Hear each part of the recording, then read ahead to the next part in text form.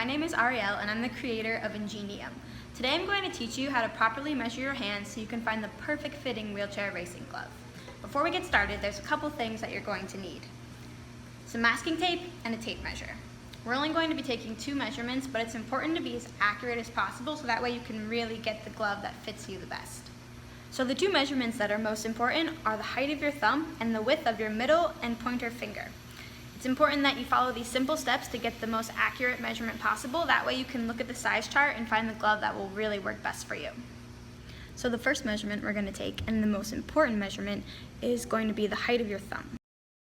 So to set up your tape measure, you're just going to take your piece of masking tape and put one at the very top, and you want to cover the smallest amount of the measuring tape as you can, so that way you can get a very accurate reading. And then you're going to put one more piece of tape a little lower down here, just to make sure that it lies very flat and is as straight as possible. So this is what we're going to use to measure the height of the thumb. This is a really important measurement because if you have too much room in your thumb, sometimes your glove will feel too loose, and you kind of want a pretty snug feeling. That way you can have the most efficient stroke as possible. So what you're going to do is you're going to take your thumb and you're going to try and line the top of your thumb up with the top of the measuring tape as close as possible. It doesn't have to be exact, you can just kind of eyeball it, but the closer the better. And so then, as you can see, and make sure you put it on the centimeter side of the measuring tape. Then what you're going to do is you're going to see where your knuckle ends and kind of follow it to the measuring tape to get the reading right there. You don't want to go too much lower because that will result in having too big of a measurement, and then you'll get a glove size that's too big. So right wherever that knuckle is, kind of follow it to the measuring tape. And so right now you can see that mine is just right about at 5 centimeters.